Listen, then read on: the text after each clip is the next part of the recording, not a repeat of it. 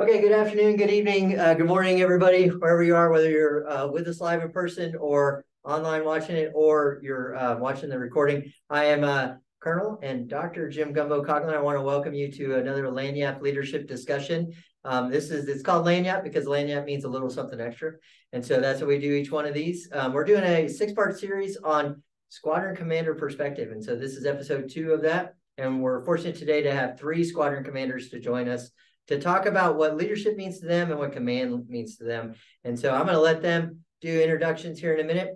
Business rules for this is if you're dialed in with us, just type in your questions in the chat, and then we'll get them to our teammates. And so, like I said, I'm fortunate to have 3 current squadron commanders in the world's greatest Air Force sitting to my left, your right, if you're watching the screen. All of their perspectives, as well as mine, that you'll hear today are our individual perspectives. They do not represent any opinion of the United States Air Force Department of Defense or our organizations that we're part of, or our parents. They wouldn't even vouch for it.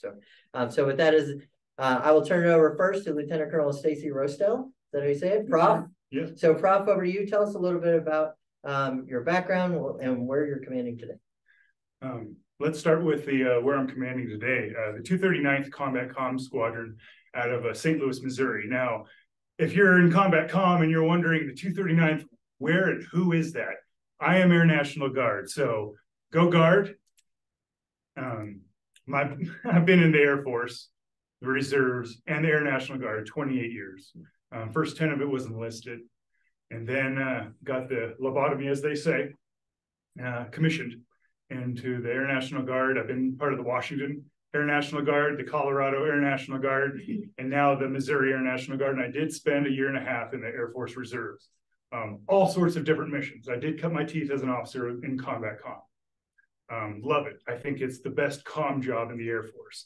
A lot of people will disagree with me, but I'll tell you, you're wrong. A lot of things that I've done. In the Guard, we don't get too many slots and stuff like to do our bluing, like an SOS and ACSC. And there are a few slots. So I was able to do an in-res at SOS because I felt at the time I needed to re-blue and re-engage. And, all the blue 10 years ago was TFI, right? Oh, here we are again, still trying to bring that together. And what does that mean, and how we can play nicely with each other and winning in the same mission. So I'll leave that to Okay, thanks, CD here. And don't forget to tell us where you got your call sign at some point. Oh, I will. Yeah. All right. So Lt Col Tina TD Decker probably stands for touchdown. CD, sir. Yeah. Oh, yeah. Sorry. Yeah. I like to call you TD because I think you're scoring touchdowns.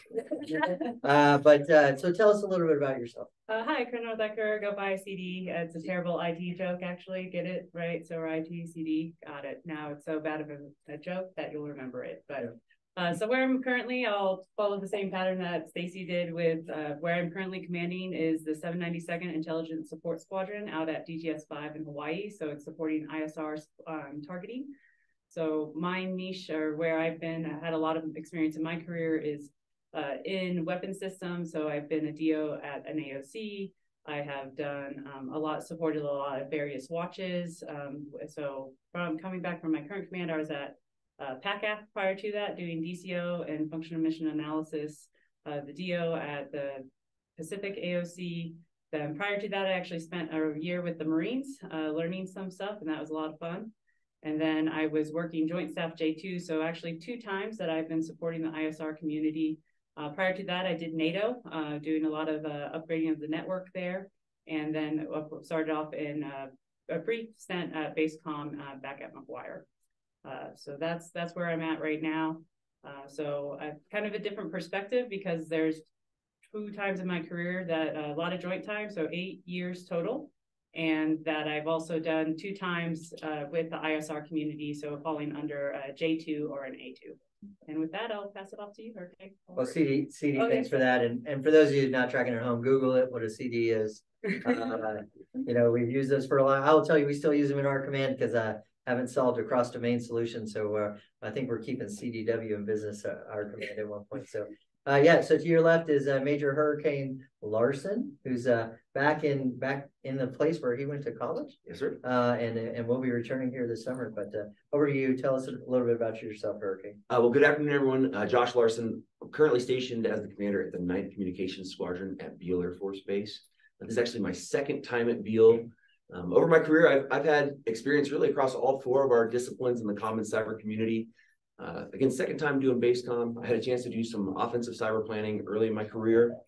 Spent some great time at Combat Com. I'm a graduate of the Marine Corps Expeditionary Warfare School. Spent time at the 624 and then 616 OC doing CPT planning. Was very fortunate to spend some time on the cyber assignments team. And then now here at Beale. So thank you so much for having me, sir. Yeah. Well, thanks for the great introduction, everybody. So now we're ready to dive in. Ready? You guys know what the question is. So we'll stay with Hurricane because I'm a pretty simple human. I like to move back and forth very easily. It helps so that I don't get confused. Apparently, I can't even figure out a T versus a C. So, so Hurricane, you're in Squadron Command right now. You've got a couple months left, right? Yes, sir. And so, what is your leadership and command philosophy as a sitting Squadron Commander? It's good. So I've had some time to refine it. I would say, as I was thinking last night about how I want to boil it down, I think it's this way: know the humans, grow the humans, take care of the humans, and teach others to do the same. If you've ever had time, spent time around General Adams, you've heard him say, "Lead with love." And I've always been really grateful that he's kind of had that as his tagline. I'm going to try to adopt that for myself as well. And so as I think about the kind of leader that I want to be, it's leading with love and kindness, humility, fairness and consistency, being wise enough to listen to the counsel of others, and being unapologetic about setting and enforcing high standards. That's nice and simple. So how did you publish that to the team? Like you got the guide on, right? You're out in the middle of nowhere, Yes, where you're Squadron Command, and you get the guide on. And how did you tell your teammates that this is my philosophy? I'm going to know you, I'm going to grow you, I'm going to trust you, take care of you. So how did you convey that to your team? Yes, sir. So I have a published command philosophy. It's really a 2-pager. One is a simple 4-point thing that talks through those ideas, and then I have a larger thing that I call Larson's leadership musts that help people just dive a little bit into how I think about things, and as I process information and reflect on my own core values, to give them some insight into how I choose to lead moving forward. So my very first conversation with the squadron, we hit the highlights of those ideas, and then it's posted outside of my door. And then I've been fortunate. We have about 130 people in the 9th Com Squadron. And it's been great that every time we get a new person that comes in, we're just small enough that I can meet one-on-one with every single person that comes into the unit. And so I give each one of them a copy of that, so they know, who I am and what I think and what they can expect of me and what I can expect of them. So, and then we reinforce the points of commander's calls in other places, throughout the year. So that's cool. Okay, that's great. So CD, you're leading in a non-standard, what some would articulate, a non-standard squadron for a 17X officer, in theory, right? Yes. You have many disparate AFSCs that Hurricane probably doesn't have within his formation. So what is your leadership philosophy? What is your command philosophy, and how do you convey that to your team? Yeah, so my leadership philosophy is 4 principles. It's conversation, do your job, find the opportunities and challenges, and teamwork and ohana. How I do that, so similar to Hurricane, that I'm a small unit. I have 115 military, 3 civilians, but then I have 46 contractors on top of that. So kind of diversity. And even in my military bodies, to your point, sir, I do actually have supply, right? I deal with 1Ns all the time. So the intel folk, and then especially my contractors are actually more of the intel side than they are the cyber side. So one thing, I also sit down. So I have a 1-page leadership, and I go into that, and I sit down with each new member into my squadron and go over the conversation, do your job, and what does that mean, and find the challenges and opportunities in ohana. And how I frame my leadership philosophy, because we actually also have a strategic plan, and I put both documents out in front of the young airmen, and I say, hey, for me, the leadership philosophy is about the culture that we're trying to build in the unit, right? That's the philosophy. How do we approach things right? So, because at the end of the day, it's about us becoming that team to the final principle and coming together to compete and not competing with each other. And then the strategic plan is how I present it then to them to differentiate. It's like, this is what we're doing in the squadron. This is how we're getting after our mission. Here are the priorities of that. So when I first introduced it to my command, I did it in the first week of taking the guide on, and I did a all call. I kept it very short. I did it as a very introductory. This is who I am. Here are my red lines. Here's my leadership philosophy and how you'll see me approach anything that we challenge in the unit. And that's and I, like you, I have it printed out, and I said, hey, you don't have to remember anything that I said, because here it is for you to walk away with. But I also find to a mentor of mine who said 5 times 5 different ways. I also use my leadership philosophy in a staff meeting or in a commander's update brief, and I make sure, like, hey, if we have a problem with something, like, hey, we need to go have a conversation with that. And I tried to tie it back to one of my leadership philosophy points to kind of keep on drilling that culture that I'm trying to build. Because the other thing that I think you know, sir, is that I also came into a situation where my predecessor was relieved of command, and it was a rather toxic environment. So trying to just build that up and having to come over that hump, I found that has done well. That's good. Good. And obviously, every situation you come into as a commander, you get that pledge pin, you get the guide on, the variables are different, right? You know, from your predecessor, whether your predecessor's on the stage or not, right? And then how you take that on. You mentioned Ohana, which is a Hawaiian phrase for family, right? You're in the islands of Hawaii, so mahalo nui loa. So you're trying to build up this Ohana perspective, which is culture, right? And so how does the island culture enable or maybe even possibly inhibit your leadership rollout and execution? So that's an excellent question. So one point of feedback I got about teamwork or trying to do the family Ohana, but something I'd like to share with the audience, Sarah, I know you've been there before, so you have some background with that.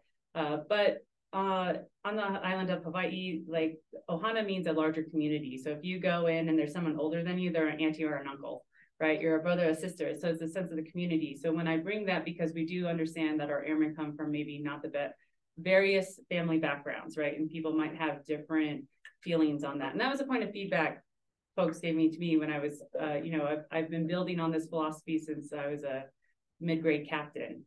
And so the iteration where I'm at with it now is that it's the sense of community. And I kind of joke with my team, I'm like, hey, I'm seeing you guys more than I see my kids every day. So I don't want it to be a place where you don't want to be. It's our sense of community. So I talk about it and I introduce them to the idea of Ohana as that larger community feeling, and like, hey, we are the Warrior Ohana, that's our mascot in the 792, but I also lead with my team of saying, but don't forget we're Cyber Ohana, right? So if there's another unit over there, like, hey, don't be mean to base comm or to the ACOMs or to the CAS, because they're Cyber Ohana, right? And so kind of that wider sense of who we are is not only just the unit, but of the community is something that I care. Yeah, that's special, and I appreciate you expanding that. All right, so Stacey, you are more seasoned panel member, right? And you articulate, yes, as you articulated, Prof, you've got to try on, like the Goldilocks. You've got to try all the approaches of the Air Force, and you're currently in the Guard. You've tried on a couple states for size, and you're hanging out in Missouri right now, right? And so, based on your experience, how do you convey? Obviously, your workforce is different, temporal when they're in the work center, those types of things. What type of even orders they're on from day to day, what status they're in. Right. So what is your leadership philosophy? What is your command philosophy? Maybe where some of your teammates have grown up together and might have gone to the same schools together, they're in the same community.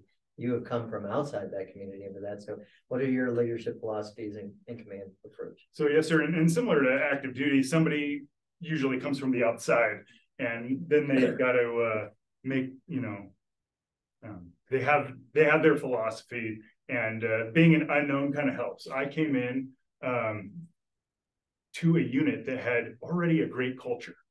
I believe they were kind of that Ohana. They were that family that they wanted to be. And I knew my charge, even from listening to my bosses, they needed to be warfighter ready. And it's not all talk. And one of my folks are in the room right now, Master Sergeant Chris Scott, I'm sure he would say that I came in hot during when I received my flag and gave it right back to the first sergeant. It was, this is our mission.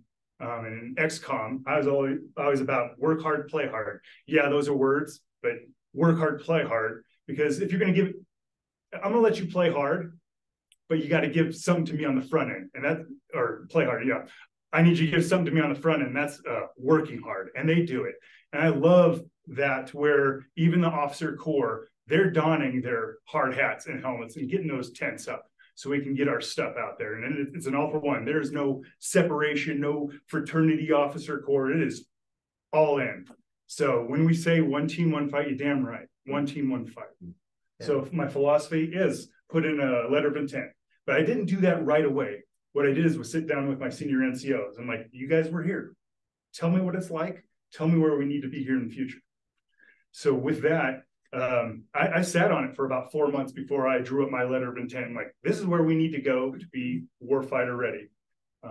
I try not to be that guy in my commander's call, but it sounds like, wow, this guy just thinking about road to war, road to war, road to war. But I'm like, you know what? If Combat Comm did their initial on-site, throw your comms out, that's war right there. We're in the front lines with everybody else. So philosophy is charge hard. Yeah, I mean, it's legit. I mean, I think Hurricane and I can personally echo that as former mobsters. Right. You know, our squadron and group flags don't go up in the mob until the comms are moving, right? And so that's a big competition within the Combat Comm community and the XCOM community writ large, because all that other stuff is cute, but you can't wait the ones that zeros up transport, right? And so, which is why it's value added. And for those of you that are watching the recording, there were some head nods on the verification on coming in hot. So you definitely got that, Prof, from your senior NCO. So, all right, so let's talk about that. You said something that was very interesting to me, and I'm wondering if it's culture or timing.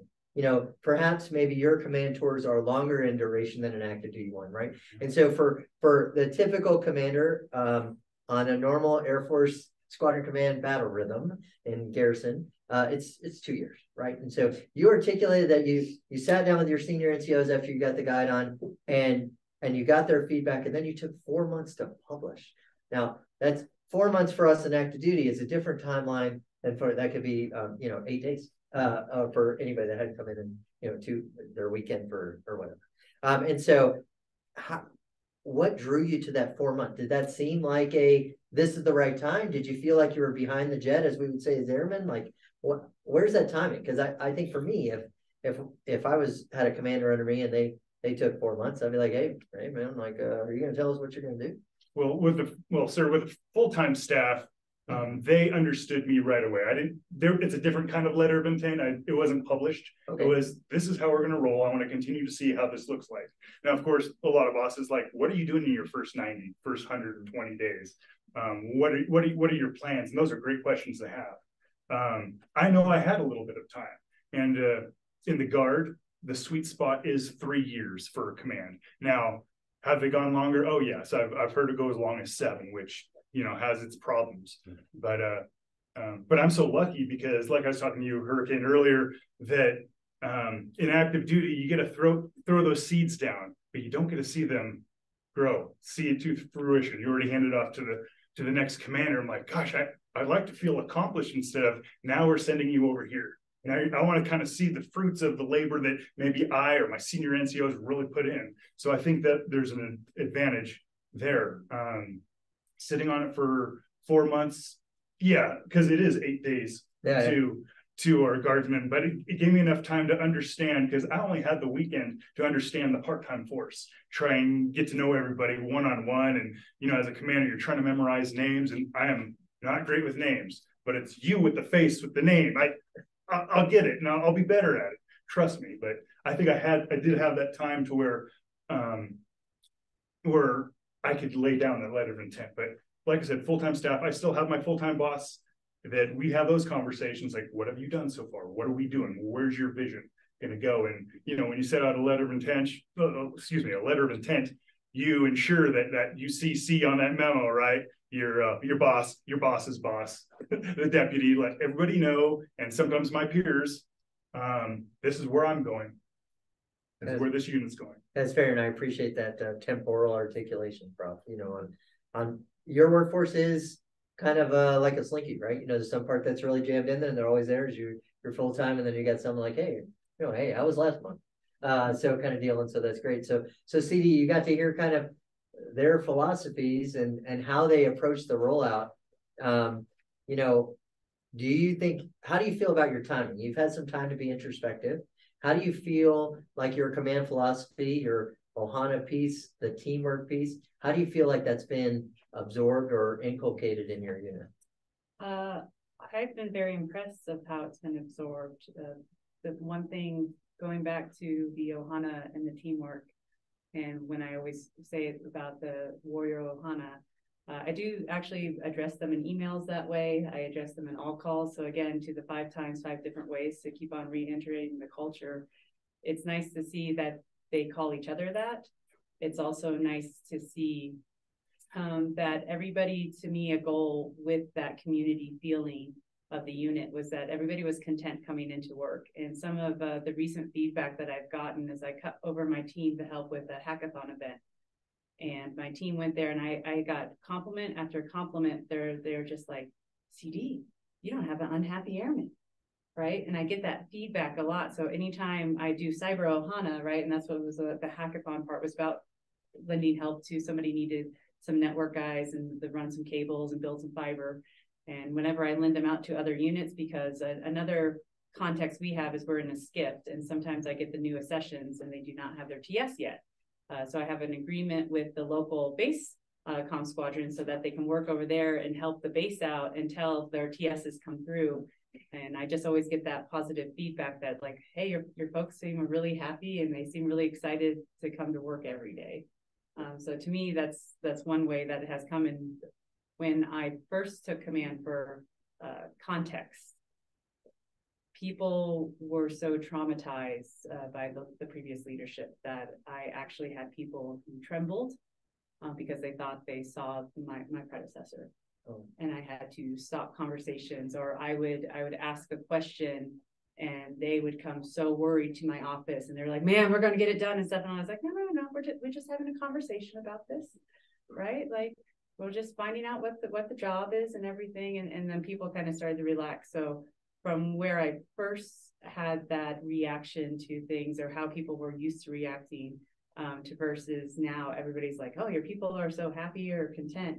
And I'm getting that from outside sources, to me has been part of that transformation. No, it's tremendous affirmation. And I appreciate you sharing that. Obviously the challenge of following somebody that was really is hard to measure, right? Because there can be any number of reasons, right? So certainly understand. Before I move on to Hurricane, if you do have a question and you're with us live in the audience, just raise your hand and I'll come to you after the next question. So Hurricane, sir. I wrote it down, Larson's leadership must. Indeed, sir. Right? My last name is pronounced Coughlin. There's a great movie from when most of us were young called Cocktail, right? It's Coughlin's Law. So I'm not so bold to have anything like that, but you got leadership musts. So how are your Larson's leadership musts accepted by the men and women in which you're fortunate to serve in the 9th Consul? I think it's well received, sir. Again, that list is it is really an opportunity for me to put down on paper again how I think about things and how I process things. I think I mentioned that earlier. And it is a good starting point, especially for my senior NCOs and CGOs, that when we come to have conversation, they know my starting point of how I think about things. Mm-hmm. And so, this is kind of the operating guide to working with Josh Larson, I guess. And the other great thing about that, though, is it's also an accountability mechanism for me of really putting publicly out there what is important to me. And then when I start to fall short a little bit of my own standard, it's a place for people to remind me back, right, of, hey, this doesn't quite seem to fit with what you've said about yourself and what we've come to know about you over time. Let's talk about maybe why that is. Most of the leaders in this room, probably everyone, appreciates that you're as strong as your team and as your council. And so having an outstanding first sergeant, having an outstanding SEL, Having some civilians in my squadron who have been in service since the 80s has really created just a great team of people to bounce ideas off of. And, you know, as you struggle through,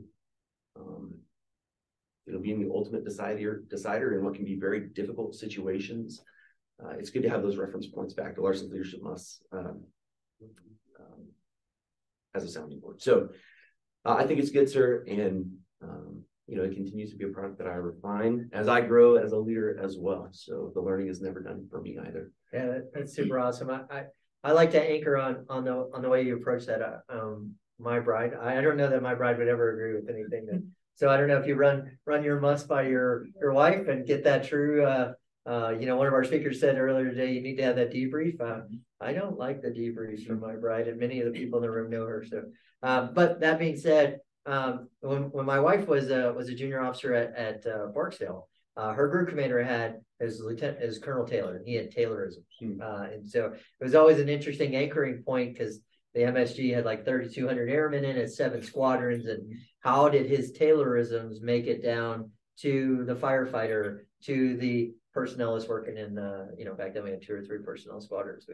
We've kind of been all that stuff together. So it's kind of interesting to do that. All right, so we've got your philosophies. We've kind of tried to deduce how are they being accepted, received, whether it's within 8 days or the like. So let's talk about the challenges of command. How would you articulate a leadership or command failure or challenge you've had during your command tour? Gosh, I think something that's interesting about squadron command is that nothing can prepare you all the way to step into squadron command. I say all the time, right? One day somebody just sticks that pin on your chest and it's time to go. And if you're fortunate, you've had commanders in your past who have brought you in as a CGO or as a young FGO and let you witness some of the struggles that they are going through, and you can learn from that, and then that good debrief time. And I certainly had plenty of that in my life as a younger person.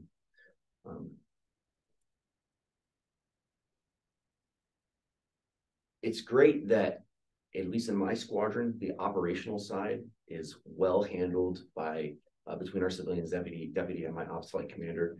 They have the mission piece of it, and they really don't need a lot from me to keep that mission going really well. In squadron command, the people side seems to get to me more, and we're making these very serious life decisions. In some cases, administering justice. Other times deciding when to have grace and mercy and patience. And so I mentioned earlier, fair and consistent is something that I try to be in all of my decision making, but that doesn't mean equal and the same. And so that's really taking all available time and space to fully understand a situation before I make a decision on it, right? You don't want to seem indecisive, but if you don't need to rush to a decision, then don't rush, especially when it's affecting someone's life. And so it can be challenging. In some cases, we're dealing with young people who have a hard upbringing, who, although they know the Air Force core values, maybe they haven't internalized those core values, and holding them accountable for their own actions, especially when it has pretty hard consequences on them and in some cases their family, that can be hard. And so you just want to make sure, again, that you're anchored in the right principles and that you're seeking advice.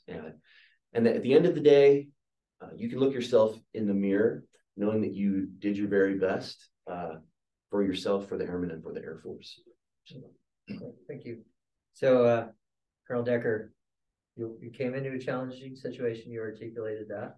You had an organization to build, right? To discern some concerns from between you and your predecessor. Along the way, I'm sure you've had some wins. Have you had some losses?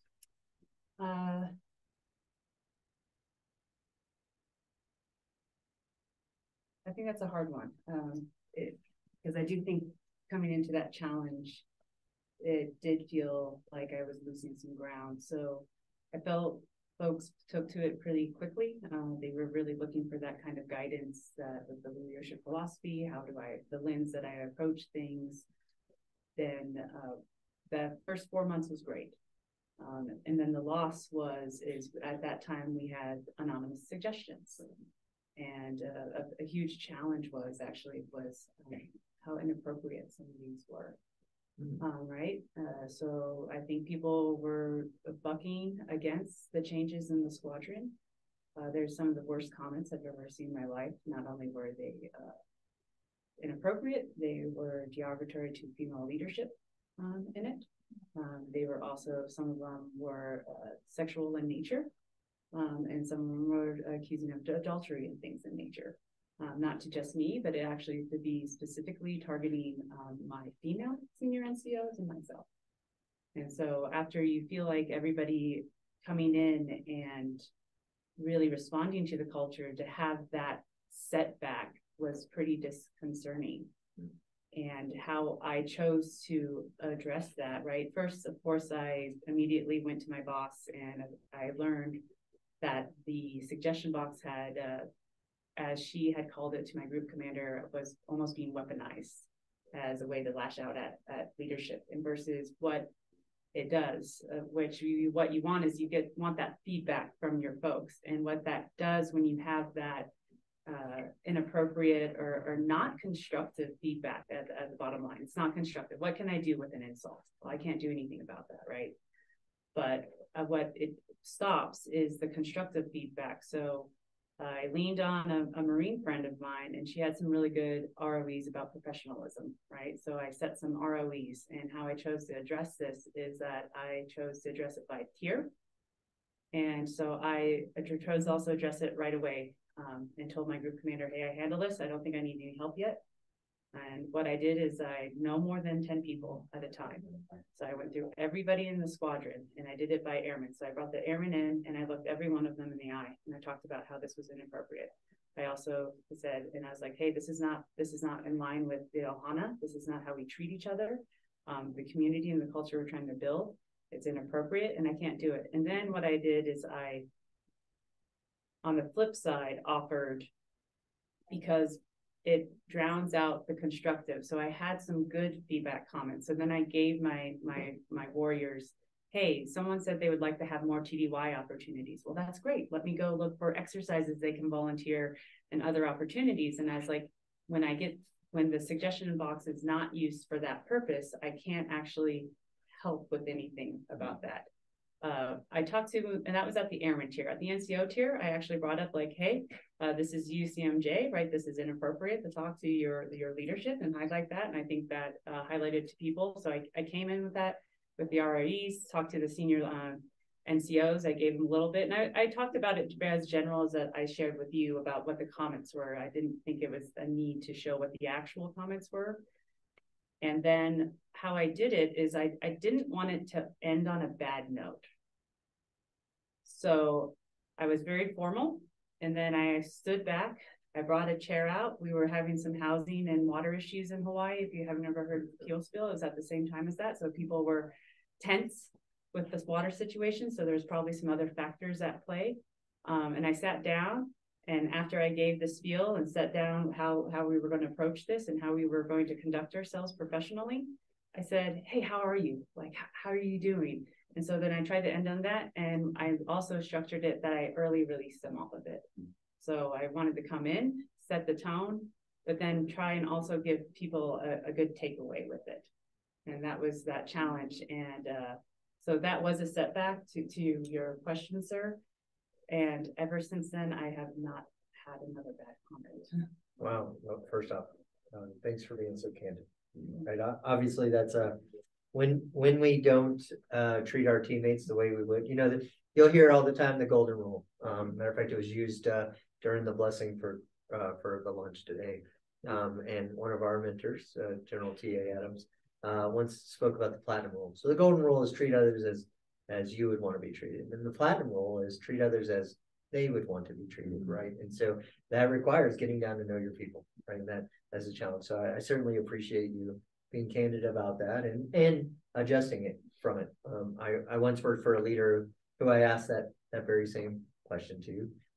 When I'm fortunate to interview for an opportunity, I tend to challenge during the interview because I want to learn on the person I'm going to serve. And I asked that question, have you had a leadership failure?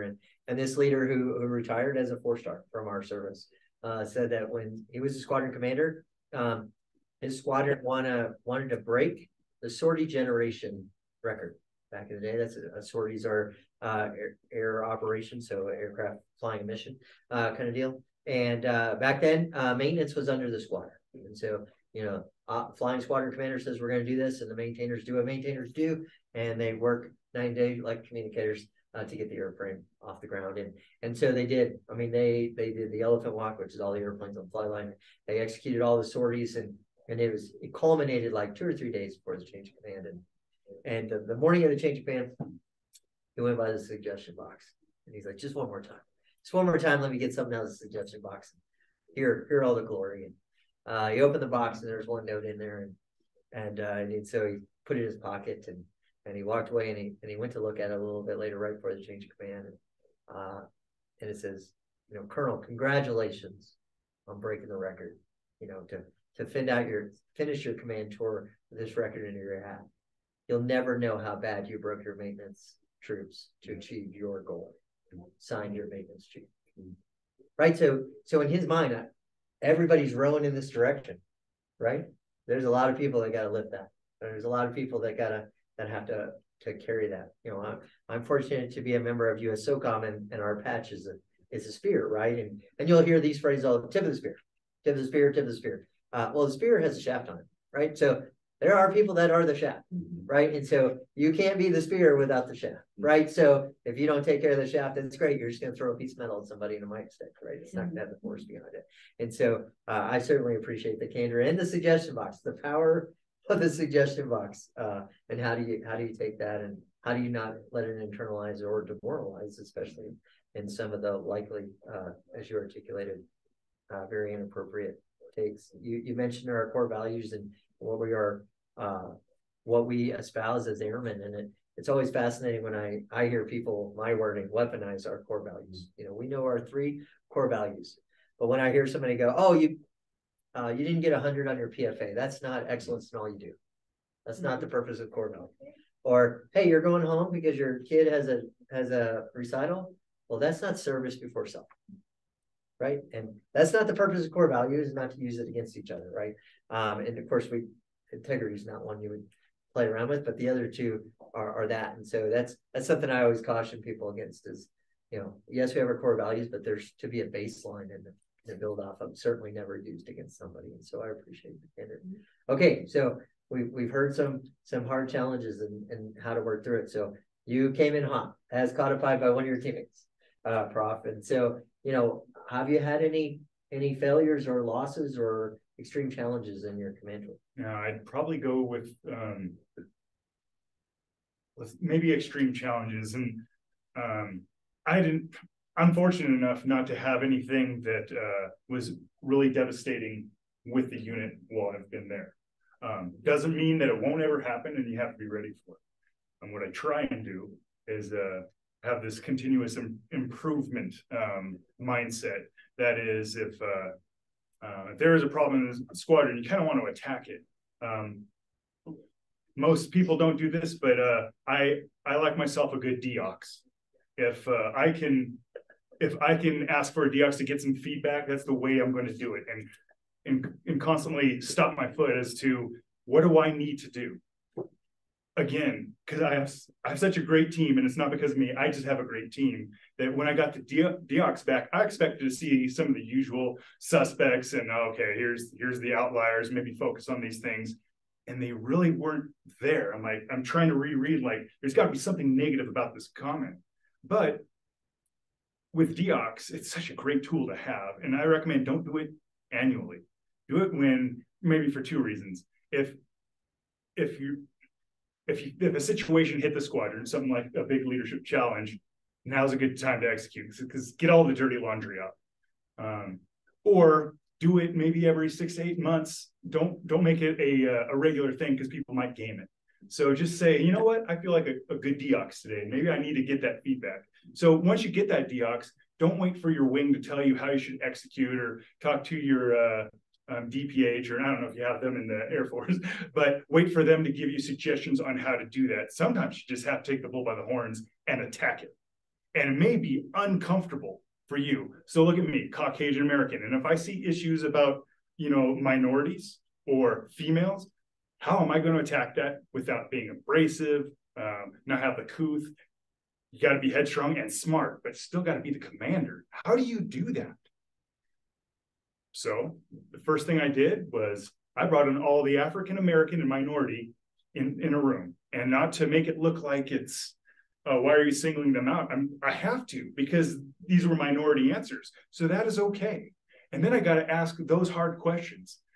And the first question is like, where am I making my missteps? If I'm making missteps, because maybe I do put my foot in the mouth in commander's call, or somewhere where it might be perceived as something, oh, that's off-putting. And you have to ask directly. And again, I received handshakes for just attacking that.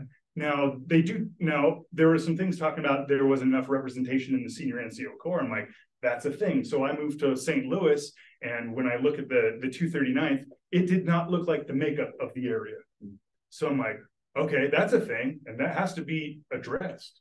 So you ask the communities that need to have a say and say, why do we not have enough senior NCOs in our unit? And those are things I have to address and talk to all my senior NCOs, like, why is this a thing? And what are we doing about it? And it's not going to be a Stacey Roestel kind of solution. It's all hands on deck. What is the solution to make this right? And it's also talking with my peers and chiefs and senior NCOs that are also minorities in other units. Like, so tell me about what struggle I need to be smart on, because I will never walk in your shoes. Educate me. So how do we get to that?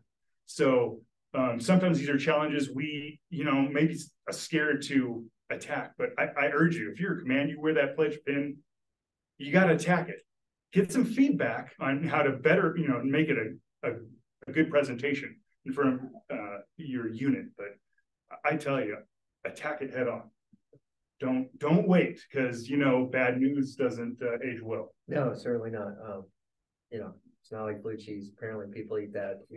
Looks gross. Prof, I appreciate you being candid about that. I gotta say, I've never heard a person in my 24-year career say, I like myself a good deox. That's gotta be the quote of the month or something. I literally wrote that down. You brought in something that was very fascinating about deox. They are temporal in nature. One of the things that I've always struggled with is, is this what's being addressed in the deox? Is this something that was my wording BG before gumbo, like I can't do anything about, or is it something that happened on my watch that I have a blind spot to? When I was fortunate to be a squadron commander, we had age discrimination highlighted. I was like, what?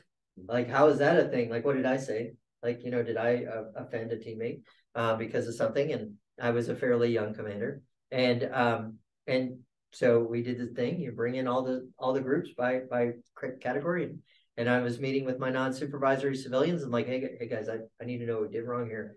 And one of those civilians, who's actually, I saw him yesterday.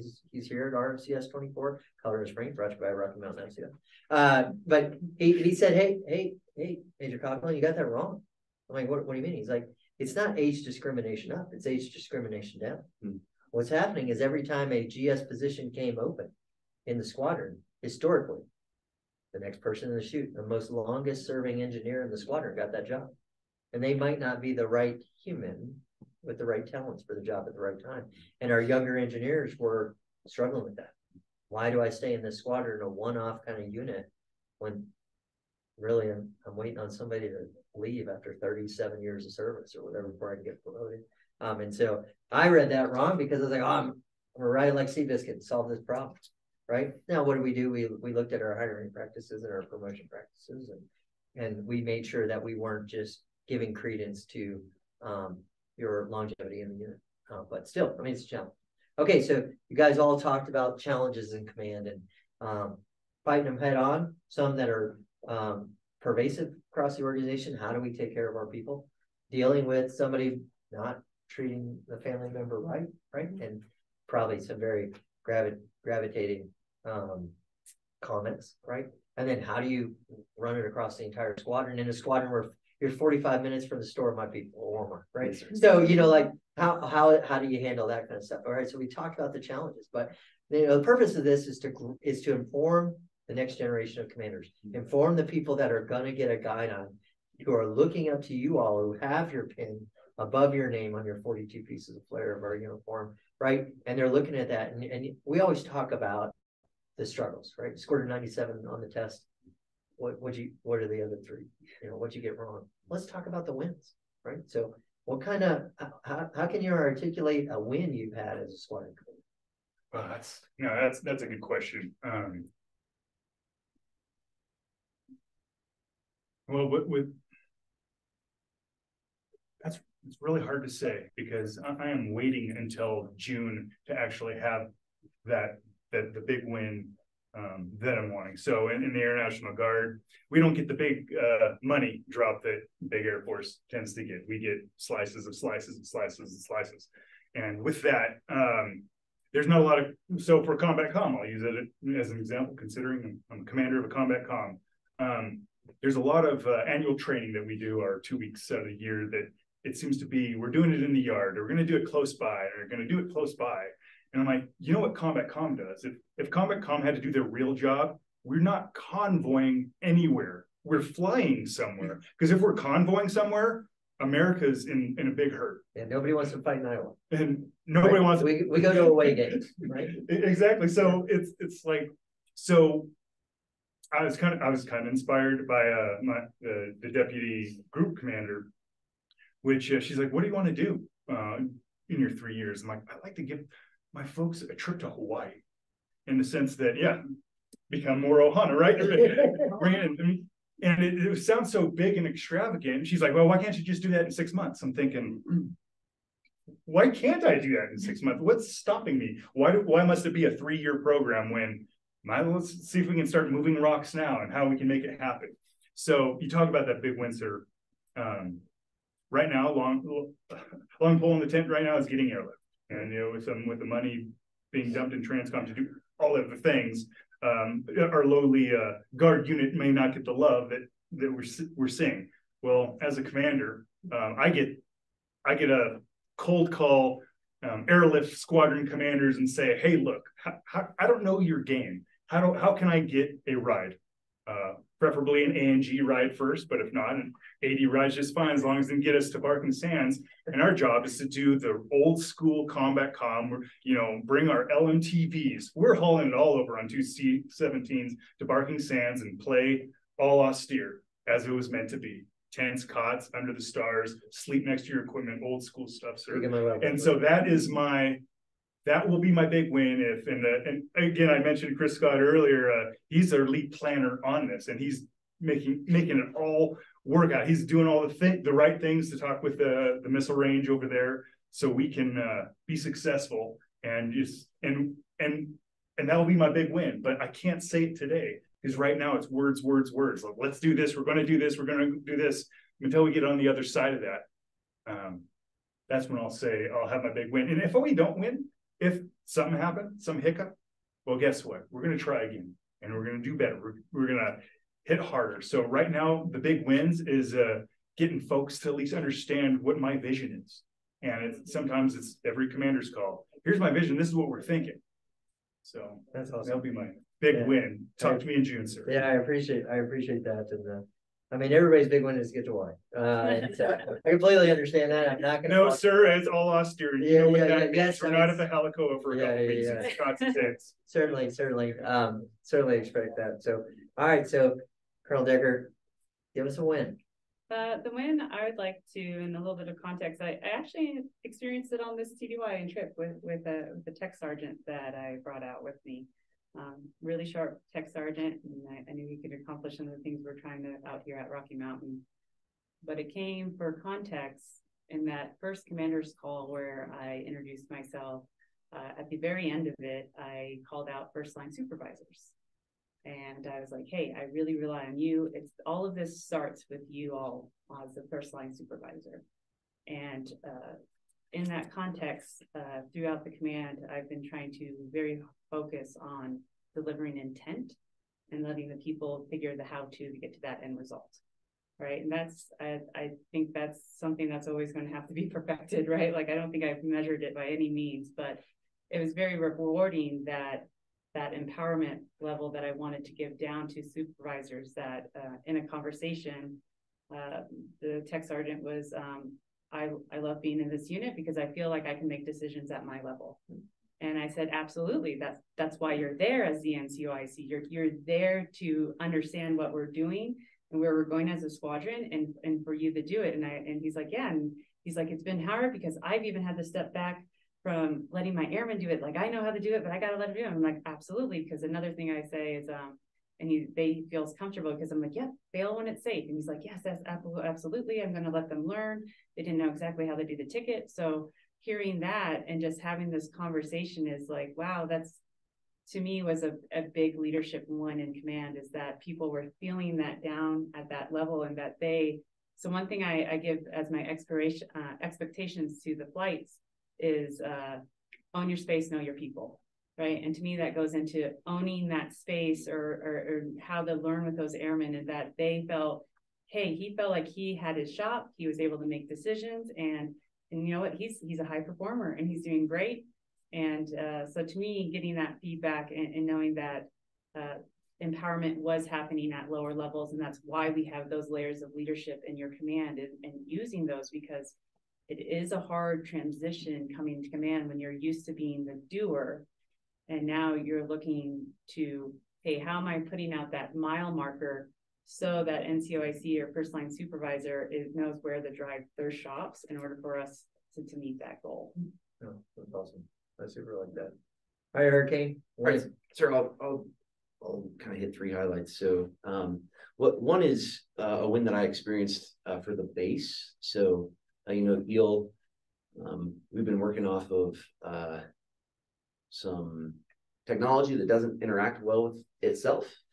And so I've been really pleased that in a resource constrained environment, I've been able to leverage relationships at conferences like this, even, and then also from the headquarters Air Force to the MAJCOM and into the NAF, to help with tangible ways to get after problems that affect all of the airmen on the base because of our because of our technology challenges. So that has been rewarding every time that we've done that. I've been underfunded below my must pays 3 years in a row, and we've still found a way to partner to get over those challenges. And so that's very rewarding. Organizationally, I don't envy anyone who was in command from 2020 to 2022 in the throes of COVID. I just can't even imagine what that was like for anyone that was in that situation. And my predecessor did the very best that he could with all of the challenges that came with COVID. When I received the organization, we had lost, to no one's fault, we had lost a lot of the things that make being part of the Air Force special, right? So I spent the first 6 months just on this campaign of bring back what's been lost, right? Let's have some awards and ceremonies. Let's have some in-person commanders calls. Let's do some things just hanging out together. Let's get our Key Spouse organization going again. And so, and we've done that. I feel really good that we've made significant progress in that area, bringing back some of those cultural things that were lost. Another thing that we lost was, it was crazy. I asked in the squadron in my first 6 months there, who knows what TO33 Alpha 1001 is, right? And that's one of the guiding documents for the base comm squadron. And asking a room full of senior NCOs and CGOs, the small number of hands that went up was pretty concerning. With UEI coming just around the corner, we had a lot of ground to cover. Unfortunately, we did well on that UEI, so I was proud of that. And then the last thing is just the wins with the people. I think a lot of those wins are measured in the very small personal things that make a difference to the individual. I didn't go into the challenges in depth. We've had a lot of problems with criminal activity in my squadron over the last 2 years. And it can be very awkward as you're helping administer that justice and hold people accountable to also love them through that experience and continue to care for them. Not to compare my airmen to my kids, but it is a good analogy, almost like a father loves a son or daughter, right? I'm going to hold you accountable, but I'm here for you. And at the end of the day, I care so much about you. And so I'd say I consider it a personal win that for a few of these airmen that made some really bad choices and that I've helped out of the Air Force, that even as they were going out, I feel still like we had a really good relationship. I've been able to talk to them after they transitioned out of the Air Force. So I feel like I did that right in that very hard mix of accountability, but also caring for the human. So that's awesome. Well, if you can believe it, we've already been talking for 55 minutes. And so we're going to run a little long. Hopefully I have a little bit space left on your dance card. I promised you an hour. I'm gonna go a little bit over and above on that. And so let's transition to a little fun part before we close it out. So we're gonna start back with you, Stacey, here. All right, so favorite movie, favorite food. Well, I'm not going to give you the typical favorite movie answer that people would think it might have a leadership lesson or something. I love The Departed. I think it's one of my favorite. If it's an anti-leadership movie, that's probably the movie you would go with. But if you want to go to the other side of that, I would say Taking Chance is one of my favorite movies. It wasn't broadcasted out there big time, but it's a good HBO movie about, you know, Lieutenant Colonel, Marine Colonel, just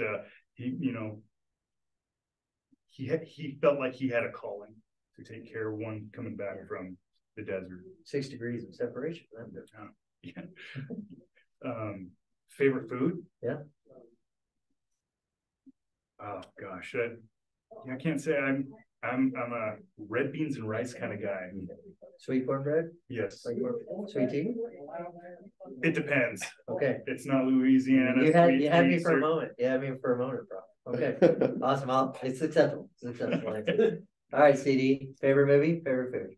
Gattaca, if anybody remembers that from the 90s. So for those who don't know what, yes, Ethan Hawke and Uma Thurman, and it's about Ethan Hawke's character kind of overcoming obstacles where he was never supposed to have a chance in order to pursue his dream of flight. And, you know, there was some bending of the rules in that process, but I think it was that persistence and not accepting maybe what people tell you, right? And not accepting no for an answer and that perseverance. So that's why it's my favorite movie.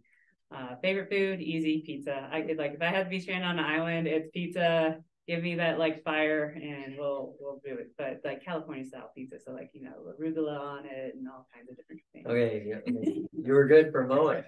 Okay, you're on the island, so tell me, Big Kahuna's or Boston? Ooh, Big Kahuna. That's okay. Nice high five. You Yes. good recovery. Yeah. I will accept that's an acceptable answer. During my I was seldom home when I was on the island, but when I was coming back from my deployment to a special ops task force, my bride said, "Well, what's your first meal?" And I'm like, without question, Big Kahuna's. Like, she picked me up in Honolulu. We drove straight to Big Kahuna's. It was back when it was on Pualoa, but before it got built into the current structure. But every time I'm on the island, Big Kahuna's is a requirement. So solid answer. Okay, Hurricane. Favorite movie and favorite food. For no good reason, I like the Boondock Saints. Okay, excellent. And then steak. Hey, wow. Like, what's the cut? What's the? I actually don't like super fatty meat, but you know, a good medium steak. Okay, medium well, rare. Just about Pink, medium. something. Yes, sir. Okay, all right. Mm-hmm. All right, that's a good transition. So we've already found that. All right, so I've had you for 58 minutes. This is the most dangerous part of these leadership discussions. I'm turning it over to you, right? So for about 2 minutes, kind of close out with the guidance you would give to somebody that's going to hold a guide on one day or aspires to hold a guide on as a commander. Over to you first. Get your I think I covered it earlier, actually. I think a lot of it has to do with an eagerness to learn, an eagerness, a willingness to admit when you're wrong, and to publicly acknowledge that and then look for ways to get better. Finding a crew of people that you trust to bounce ideas off of. Taking opportunities early and often to learn about the ins and outs. You know, it's something I didn't know anything about before Squadron Command was how money works. Right? I wish somebody would have taught me two things: money and how how leading civilians work. I had really no idea, right? So it's strange because even though we have Squadron Commanders courses that no way does that prepare you for all the things you're going to run into. And then do not burn bridges, right? The leveraging relationships makes a world of difference, and especially wherever you are, when it comes time for you to take the guide and get to know those other squadron commanders around you, because they are the closest ones to dealing with the kind of things that you're dealing with, and they're the safest place to go and talk through your ideas and your struggles and challenges, and so getting their perspective is really good. And so build those relationships, not only with your peers, but also with those trusted advisors around you. Be humble, be eager to learn, and don't forget the number one focus is the people. So that's all. Thank you, Pastor. Okay, Lieutenant Colonel Decker. So I'm going to tie it back into your first question. If I was going to give some advice out there, as you asked about leadership philosophy. But one thing I talk a lot to with my CGOs actually, and my flight chiefs is you have your leadership philosophy. You might have a rough idea of what it is, but just remember there's also expectations of the job that you're to enter, right? So one thing I say is you have your leadership philosophy, but it's also you blending it with the expectations of the job, right? Holding people accountable. But how are you and your leadership lens going to hold people accountable? So knowing that there's expectations of the role, we know that we look at our bosses and we have expectations of somebody fulfilling that role as your group or wing commander. But just as far as still being genuine and not thinking you have to be a certain way as a commander, because you still have to be you, boo, is what one mentor told me, be you, boo. And I was like, all right, be me. But I know I also have these expectations. So blending that and finding your way. And I think that's how you can not struggle with maybe what is like the way maybe think you have to be as a commander or as a leader, because it's still you. But there's some tenets to holding people accountable, for example, that is part of the role. Oh, awesome. Another good catchphrase. Maybe not as good as I love myself a good deal. All right, Lieutenant Colonel Roestel, what's the guidance you want to pass out to an aspiring commander? Well, I would first begin, once you put on that pledge pin and, you're going through these iterations on what you think the unit's going to be like, I'm going to say right out front is don't allow yourself to walk on eggshells, regardless of what your leadership above you are. Just crush those eggshells, because we talk about you do you kind of thing. Is you're only in this job for a few years and you can only do so much in that position, so make it worth it. Crush those eggshells, but in return make sure you wipe them away for those that you lead, your senior NCO corps. Make sure they're not timid when they're coming to your office door. Make sure that you have that relationship, because you sweep away the eggshells, and there's so much goodness that can come from the team afterwards. It's just amazing what a team can do when you can just take that away. It builds trust, and when trust is built, great things can happen. So you only have 2 years in active duty to do it, 3 or more maybe in the Guard. So get it done while you're wearing that pin. Awesome. And one final thing, if people would like to reach out to you for continued guidance or mentorship, how can they get in touch with you? Oh, I'm on LinkedIn.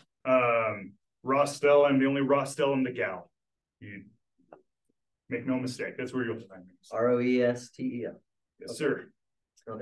Likewise, LinkedIn, you can reach out to me there, or I'm the only Christina Decker with the CHR. Out there is another Christina Decker with a K. I do not work for Microsoft, but yes. Okay, maybe one day. Facebook is fine. LinkedIn also, and then in the gal, Joshua Larson, I'm the 10th one. So there you go. Yeah, or your score's a 10. You're sorry. Maybe that's what we do. I mean, I met your bride. I don't think she agrees with that number, but hey, I really appreciate your time. Thanks for giving so willing. Thanks for your patience as we tried to coordinate all the craziness that was trying to make this thing happen, and the prep time, and for volunteering when I did a call out a couple of weeks ago. On top of all the great guidance you gave right at the end, I wrote down a couple of things that I certainly learned from and would love to echo. Know the humans, grow the humans, and take care of the humans. Do your job, find challenges and opportunities, teamwork and ohana. Work hard, play hard, or crush the eggshells, as you just articulated. Reinforce the message 5 times, 5 different ways. And leadership philosophy can also be an accountability approach, right? How does that loop come back and give us that feedback? Be introspective on that. Empowerment is key, fail when it's safe, and love through the challenges. So certainly wise guidance all throughout. So we appreciate 3 sitting commanders in the world's greatest Air Force, giving their guidance to the Lagniappe leadership discussion audience. Thank you for everybody that attended in person. We'll be doing another one of these with 2 new commanders in March virtually. So pay attention to that. I'll probably try to do a better job of publishing that, but I certainly appreciate your time. Thanks for what you do every day. Thanks for keeping me and my large family safe. And so I appreciate that. But thanks for showing what it truly means to fly, fight, and win with the pledge pin on as commander. So job well done. Thank you all for joining us, and lead from the front. And if you can't lead from the front, lead from the decisive point. We're out of here. Thank you.